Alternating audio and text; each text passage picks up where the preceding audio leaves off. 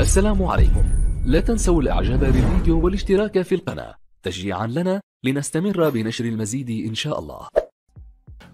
الفيديو هذا باش نحكيو على هذه نتائج كأس الكاف. ملعب تونسي ربح 2-0، النجم الساحلي خسر 1-0. رابط الأبطال ترجي ربح 3-0، والاتحاد المنستيري ربح 4-0. والإياب على قريب. ماتشات الجولة السابعة: ترجي والأولمبي الباجي. ترجي استقبل على الساعة 3:30 الوطنية الأولى. الاتحاد المنستيري والبنزرت في الوطنية الثانية. ملعب تونسي واستقبل برصة أيضا الوطنية الثانية مباشر، وتسجيل فوري بالنسبة لمباراة نجم الساحل. نتائج الجولة السابعة: القيروان خسرت 4 جرجيس. صفاقس ومستقبل القابس تعادلوا 0-0. يوم الأحد نجم متلوي ربحت 1-0. النادي الأفريقي واتحاد بن قردان وشبيبة العمران تعادلوا 0-0. بالنسبة للمقابلات يوم الأربعاء 24 سبتمبر، مقابلات مباشرة على الوطنية 1 ترجي والأولمبي الباجي.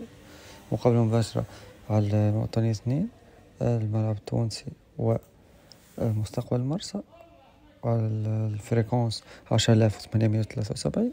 ومقابلة مباشرة ثالثة على الوطنية الثانية. مقابلة مباشرة على الوطنية الثانية الاتحاد المنستيري والنادي البنزرتي فريكونس 11657. بالنسبة لمقابلة مستقبل سليمان والنجم الساحلي استعد على الوطنية الثانية، لكن تسجيل فوري إثر نهاية المقابلة. هذه المقابلات متاع اليوم الأربعاء نهاية الدفعة الثالثة من الجولة السابعة: ترجي وباجة. ملعب التونسي والمرسى. إصابة عضلية لبن حميدة مدافع الترجي، ربي يشفيه إن شاء الله، وسيركن للراحة قبل الخضوع لفحوصات مراقبة لتحديد موعد عودته ومدة غيابه عن الإصابة. علي معلول استأنف التدريبات بعد تعافيه من الإصابة. بالنسبة للجولة هذه مش يلعب، لكن مش يلعب الجولة الثامنة بإذن الله، يكون جاهز في مباراة الكلاسيكو القادمة بين النادي الصفاقسي والنادي الإفريقي قبل الجولة القادمة، قبل الجولة الثامنة. هذا ترتيب أمامنا قبل الجولة السابعة: ترجي جرجيس في الصدارة كلعب مباريات الكل 16 نقطة. ملعب تونسي منقوص مقابلة في المركز الثاني 14 نقطة.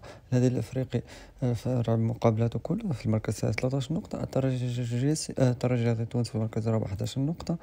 المتلوي في المركز الخامس 11 نقطة. الاتحاد المنستيري في المركز السادس 10 نقاط. نادي الصفاقسي في 9 نقاط. نجم الساحلي في المركز 14 5 نقاط. ومستقبل سليمان في المركز قبل الأخير 4 نقاط. في المركز الأخير الأولمبي الباجي 2 نقطة. بالنسبة للجولة الثامنة: برنامج مباريات الجولة الثامنة ذهابا 3 دفعات يوم الجمعة والسبت والأحد. يوم الجمعة ملعب شادلي الزويتن على الساعة 3:30 جميع المقابلات شبيبة العمران مستقبل القابس. يوم الأحد 28 سبتمبر على ملعب حماد العقربي برادس النادي الأفريقي والاتحاد بن قردان. مباراة نادي البنزرتي بدون حضور جمهوري وشبيبة القيروان. ملعب بوجمعة الكميتي الأولمبي الباجي النجم المتلوي. المركب الرياضي بجرجيس مباراة الترجي الجرجيسي ومستقبل سليمان. بالنسبة ليوم الأربعاء 1 أكتوبر 2025 على ملعب عبد العزيز الشتيوي مستقبل مرسى والترجي التونسي. ملعب الأولمبي بسوسة النجم الساحلي يستقبل ملعب التونسي. في ملعب طيب هيري بصفاقس على الساعة 3 نادي صفاقس يستقبل الاتحاد المنستيري. شكرا لمشاهدتكم.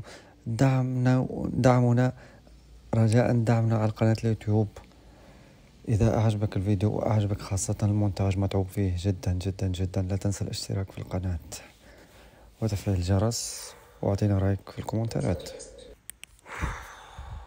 ما تنساش الاشتراك في القناة وتفعيل الجرس ليوصلك كل جديد. إن شاء الله يكون الفيديو عجبكم.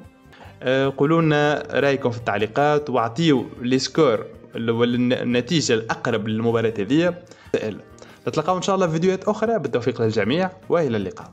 ما تنسوش الاشتراك في قناة الكل يوصلكم كل جديد يهم المنتخب الوطني التونسي من اللاعبين المحترفين والبطولة التونسية. اشتراك في القناة وتفعيل الجرس ليصلك كل جديد.